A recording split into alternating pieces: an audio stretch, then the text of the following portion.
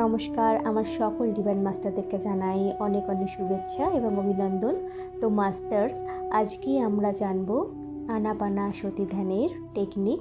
তার আগে আমরা একটু ছোট্ট একটা অভ্যাস করব এই ধ্যানে যাওয়ার টেকনিক সম্বন্ধে জানার আগে।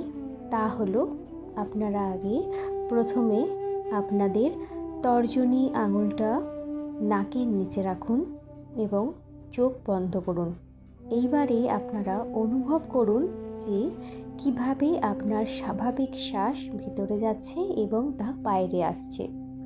অনেক রকমেরই মেডিটেশনের টেকনিক আছে যেগুলোতে আপনাকে মনের উপর একটু নিয়ন্ত্রণ রাখতে হয়, তবে এতে কোনো বাহ্যিক মন্ত্রও থাকতে পারে, কোনো ভিজুয়ালাইজেশনও হতে পারে।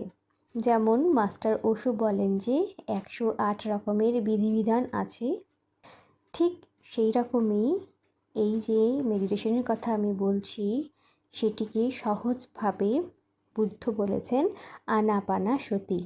এই আনা মানে হচ্ছে ভেতরে আসা শ্বাস, আপানা মানে বাইরে যাওয়া শ্বাস, আর যেটা আমরা এইমাত্র অনুভব করলাম সেটি হলো সতি।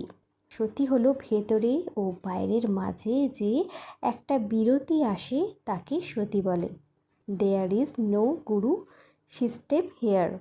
এটা সম্পূর্ণভাবে একটা সহজ শ্বাসের মেডিটেশন। এখানে শ্বাসই আপনার গুরু, কোনো মানুষ আপনার গুরু নয়। আপনার যত বয়স অন্তত তত মিনিট আপনি বসুন। 1 বছরের হলে 1 মিনিট ধ্যান করুন, 25 বছরের হলে 25 মিনিট ধ্যান করুন, তার 40 বছর হলে 40 মিনিট।